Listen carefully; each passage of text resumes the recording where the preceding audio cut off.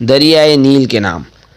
جب حضرت عمرو بن عاص رضی اللہ تعالیٰ عنہ نے مصر فتح کیا اور اس کے گورنر بنے تو کچھ عرصہ بعد بونا کا مہینہ آ گیا۔ یہ ماہ جون کا قبطی نام ہے۔ مہینے کے شروع ہوتے ہی مصر کے قدیم قبطی باشندوں کا ایک وفد حضرت عمر رضی اللہ تعالیٰ عنہ کے پاس آیا اور کہنے لگا کہ جناب امیر، یہاں ہمارے دریائے نیل کو ایک عادت ایسی پڑی ہوئی ہے کہ اگر اسے پورا نہ کیا جائے تو وہ چلنا بند ہو جاتا ہے۔ حضرت عمر رضی اللہ تعالیٰ عنہ نے پوچھا وہ کیا؟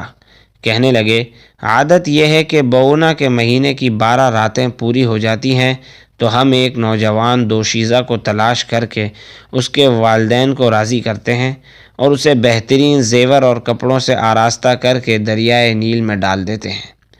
اس کے بعد وہ خوب بہنے لگتا ہے۔ حضرت عمر رضی اللہ تعالیٰ عنہ نے فرمایا اسلام ایسا نہیں ہے، اسلام میں ایسا نہیں ہو سکتا۔ اسلام پچھلی تمام جاہلانہ رسموں کو منہدم کرتا ہے۔ وفد یہ سن کر چلا گیا، لیکن ہوا واقعتاً یہی کہ بونا ابیب اور مصری یعنی جون، جولائی اور اگست تینوں مہینے گزر گئے اور دریائے نیل خشک پڑا رہا، یہاں تک کہ لوگ وہاں سے دوسرے مقامات کی طرف جانے کا ارادہ کرنے لگے۔ حضرت عمر رضی اللہ تعالیٰ عنہ نے دیکھا تو امیر المؤمنین حضرت عمر رضی اللہ تعالیٰ عنہ کو خط لکھ کر مشورہ طلب کیا۔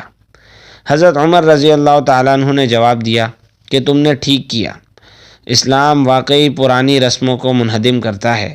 میں تمہارے پاس ایک پرچہ بھیج رہا ہوں، اسے دریائے نیل میں ڈال دینا۔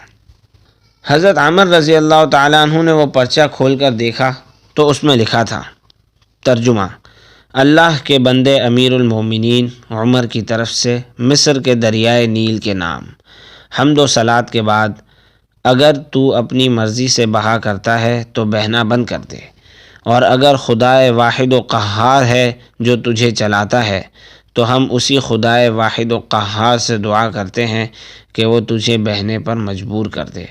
حضرت عمر بن عاص رضی اللہ تعالیٰ عنہ نے یہ پرچہ نصارہ کی عید صلیب سے ایک دن پہلے دریا میں ڈال دیا۔ مصر کے باشندے وہاں سے بھاگنے کی پوری تیاریاں کر چکے تھے، اس لیے کہ ان کی زندگی کا دار و مدار نیل کے پانی پر تھا، لیکن عید صلیب کے دن جب صبح کو جا کر دیکھا تو نیل پوری آب و تاب کے ساتھ بہنا شروع ہو چکا تھا اور ایک رات میں پانی کی سطح 16 ذراع بلند ہو گئی تھی۔